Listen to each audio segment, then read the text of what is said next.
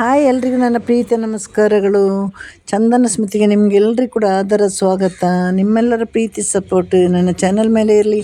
Like ಮಾಡಿ, comment ಮಾಡಿ, share ಮಾಡಿ, ಸಬ್ಸ್ಕ್ರೈಬ್ ಕೂಡ ಆಗಬೇಕು. ನೀವು ನಿಮ್ಮನ್ನು ನಂಬಿನೇ ನಾನು ಈ ಒಂದು ಚಾನಲ್ ನಡೆಸ್ತಾ ಇರೋದು. ಇವತ್ತಿನ ನಮ್ಮ ಈ ಒಂದು ನನ್ನ ಚಾನಲ್ನ ವಿಶೇಷ ವಿಡಿಯೋದ ನಾಯಕಿ ಬಂದು ಪರ್ವೀನ್ ಬಾಬಿಯವರು.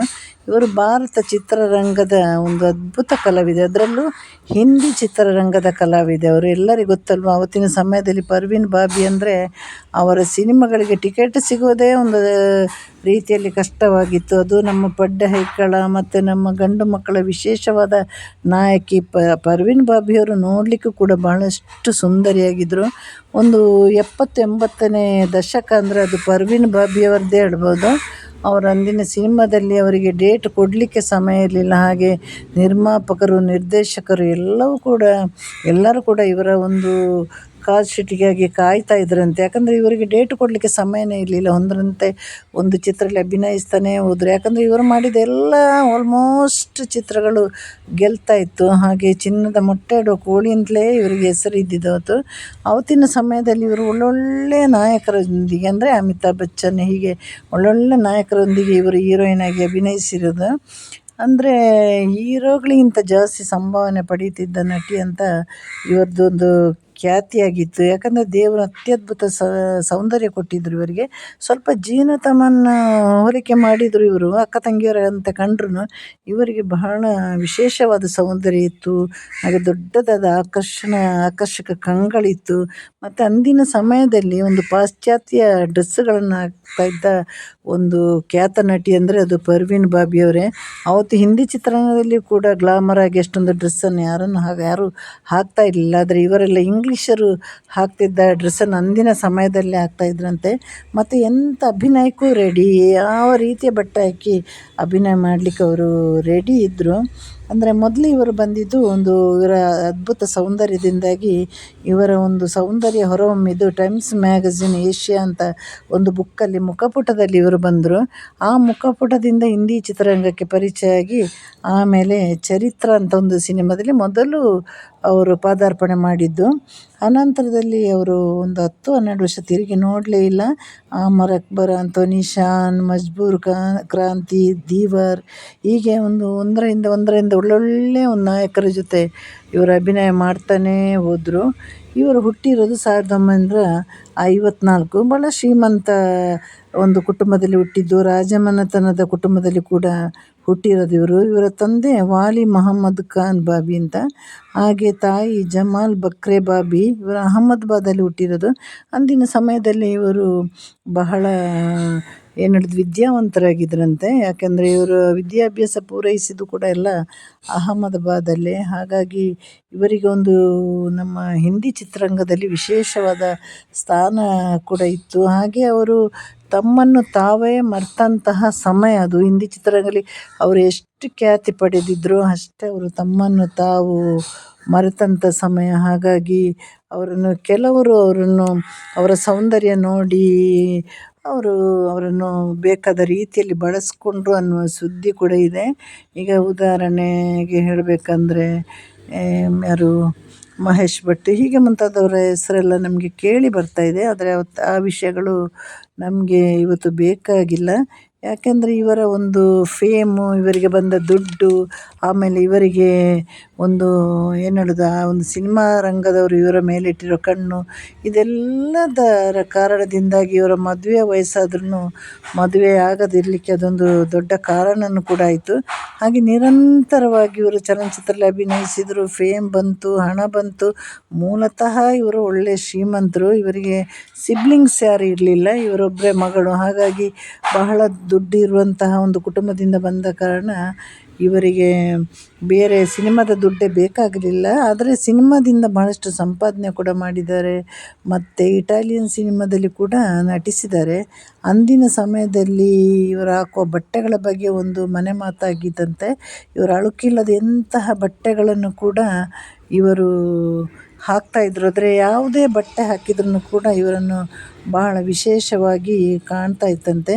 ಹಾಗೆ ಇವರು ಸಿನಿಮಾದಲ್ಲಿ ಬರ್ತಾ ಬರ್ತಾ ನಟಿಸ್ತಾ ಕ್ರಮೇಣ ಇವರು ಒಂದೊಂದಕ್ಕೆ ಅಡಿಕ್ಟ್ ಆಗ್ತಾ ಹೋದರು. ಒಂದನೇದು ಇವರಿಗೆ ಏನು ಹೇಳೋದು, ಅಲ್ಲೇ ಅವರಿಗೆ ಒಂದು ಸಿನಿಮಾ ರಂಗಕ್ಕೆ ಸಂಬಂಧಪಟ್ಟವರ ಜೊತೆನೇ ಲಿವಿಂಗ್ ರಿಲೇಷನ್ಶಿಪ್ ಇತ್ತು. ಅದು ಕೆಲವು ಸಮಯದಲ್ಲಿ ಅದು ಬದಲಾಗ್ತಾ ಹೋಯಿತಂತೆ. ನಂತರದಲ್ಲಿ ಇದೇ ಕಾರಣದಿಂದಾಗಿ ಅವರು ಮನಸ್ಸಲ್ಲೇ ಯಾರನ್ನು ಇಷ್ಟಪಟ್ಟು ಕೊನೆಗೆ ಇವರು ಭಗ್ನ ಪ್ರೇಮಿಯಾದರು. ಅನಂತರದಲ್ಲಿ ಇವರಿಗೆ ಸಿನಿಮಾದಿಂದ ಸ್ವಲ್ಪ ದೂರ ಇರಲಿಕ್ಕೆ ಇವರು ಪ್ರಯತ್ನ ಮಾಡಿದರು. ಇವರಿಗೆ ಆ ಭಗ್ನ ಪ್ರೇಮ ಅಂತ ಯಾವಾಗ ಬಂತು ನೋಡಿ, ಅದು ಇವರ ಜೀವನದಲ್ಲಿ ಒಂದು ಸಹಿಸಲಿಕ್ಕಾಗದಂಥ ಸಂದರ್ಭ ಆಗಿತ್ತು. ಹಾಗಾಗಿ ಅವರು ನಿಧಾನವಾಗಿ ಬರ್ತಾ ಇಂತಹ ಒಂದು ಖ್ಯಾತ ನಟಿ ಖಿನ್ನತೆಗೆ ಕೂಡ ಜಾರಲಿಕ್ಕೆ ಶುರುವಾಯಿತಂತೆ.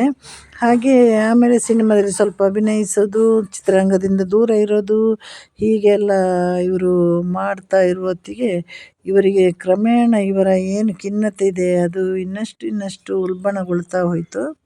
ಕ್ರಮೇಣ ಅವರು ಚಿತ್ರರಂಗದಿಂದ ದೂರ ಇರ್ತಾ ಬಂದರು. ಅವರಿಗೆ ನಿಧಾನವಾಗಿ ಒಂದು ರೀತಿಯ ಜಿಗುಪ್ಸೆ ಶುರುವಾಯಿತು. ನಂತರದಲ್ಲಿ ಅವರು ಇದನ್ನೆಲ್ಲ ಮರೀಲಿಕ್ಕೋಸ್ಕರ ಬರವಣಿಗೆ, ಸಾಹಿತ್ಯ, ಎಲ್ಲ ಚರಿತ್ರೆ ಅಧ್ಯಯನ ಎಲ್ಲದರ ಬಗ್ಗೆ ಇವರು ಆಳವಾಗಿ ಅಭ್ಯಾಸ ಮಾಡಲಿಕ್ಕೆ ಶುರು ಮಾಡಿದರು.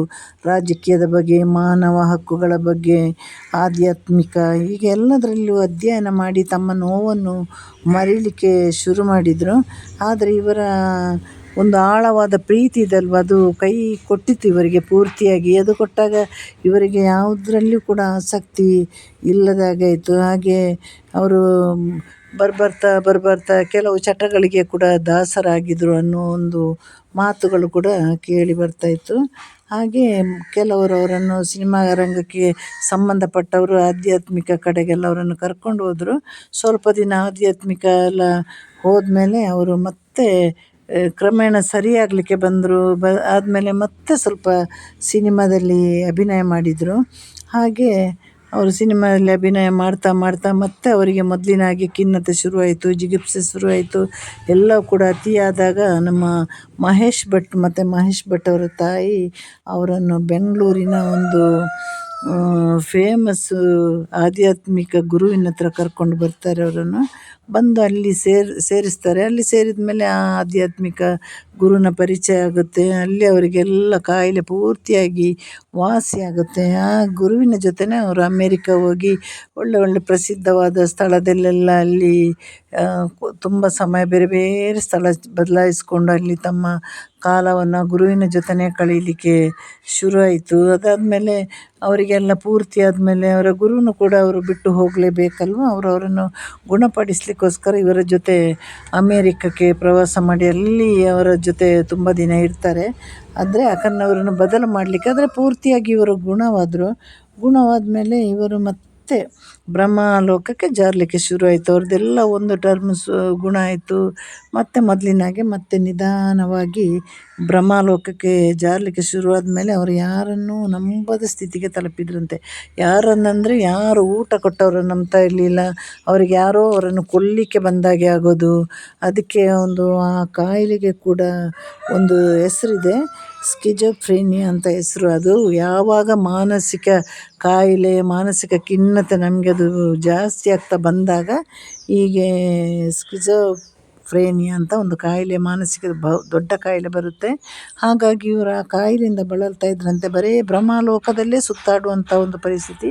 ಯಾರನ್ನು ನೋಡಿದರೂ ನಂಬಿಕೆ ಇಲ್ಲ, ಯಾರನ್ನು ನೋಡಿದರೂ ಅವ್ರನ್ನ ಕೊಲ್ತಾರೆ, ಇವನನ್ನು ಅನ್ನಕ್ಕೆ ವಿಷ ಹಾಕಿರ್ತಾರೆ, ಅವ್ರು ನನಗೆ ನೀರಲ್ಲಿ ವಿಷ ಹಾಕಿ ಕೊಡ್ತಾರೆ. ಹಾಗೆ ಯಾರನ್ನು ನಂಬದ ಸ್ಥಿತಿಗೆ ಈ ಪರ್ವಿನ್ ಬಾಬಿಯವರು ಕೂಡ ತಲುಪಿದ್ರು. ಯಾಕಂದರೆ ಹಿನ್ನೆಲೆ ಅವ್ರದ್ದು ಯಾರಾದರೂ ವಂಶ ಪಾರಂಪರೆಯಲ್ಲಿ ಹೀಗೆ ಇದ್ದಿರ್ಬೋದು. ಮತ್ತು ಇವರಿಗೆ ಇವರ ಭಗ್ನ ಪ್ರೇಮನೂ ಕಾರಣ ಆಗಿರ್ಬೋದು. ಮತ್ತು ಅತಿಯಾದ ಶ್ರೀಮಂತಿಕೆ, ಹೀಗೆ ಅವರು ಮತ್ತು ಬೇರೆ ಬೇರೆ ಸಿನಿಮಾ ಕಲಾವಿದ ಮತ್ತು ಅದರ ನಿರ್ಮಾಪಕರ ಜೊತೆ ಅವರಿಗೆ ಸಂಬಂಧಗಳೆಲ್ಲ ಇರುವ ಕಾರಣ ಇವರು ಕ್ರಮೇಣ ಇದೆಲ್ಲದರಿಂದ ಜಿಗುಪ್ಸೆಗೊಂಡಿರ್ಬೋದು. ಆದರೆ ಈ ಕಾಯಿಲೆ ಅವರಿಗೆ ಅತಿಯಾಗಿ ಕಾಯಿಲೆ ಆದಾಗ ಇವರಿಗೆ ಏನು ಮಾಡಲಿಕ್ಕೂ ಸಾಧ್ಯವಾಗಿರಲಿಲ್ಲ.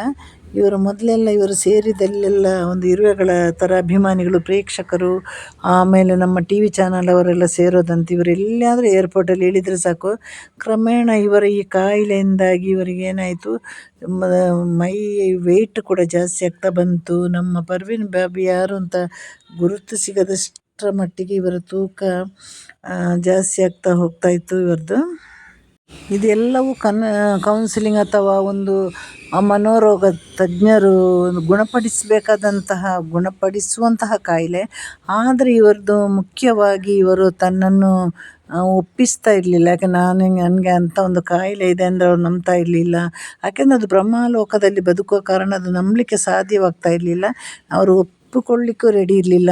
ನನ್ನನ್ನು ಹುಚ್ಚಿ ಅಂತ ಎಲ್ಲರೂ ಹೇಳ್ಬೋದು ಸಿನಿಮಾ ರಂಗದಲ್ಲಿ, ಪ್ರೇಕ್ಷಕರು, ಅಭಿಮಾನಿಗಳು. ಹಾಗಾಗಿ ಇವರು ಯಾವುದೇ ಆಸ್ಪತ್ರೆಗೆ ಹೋಗಲಿಕ್ಕೆ ರೆಡಿ ಇರಲಿಲ್ಲ. ಇದೆಲ್ಲ ಕೌನ್ಸಿಲಿಂಗ್ ಮತ್ತು ಮನೋವೈದ್ಯರ ಬಳಿಯೆಲ್ಲ ಅತ್ಯಂತ ಬೇಗನೆ ಗುಣಪಡಿಸುವಂಥ ಒಂದು ಮಾನಸಿಕ ಕಾಯಿಲೆ ಇಲ್ಲದ್ದು ನಮಗೆ ಇರುವ ಹಾಗೆ ಕಾಣೋದು.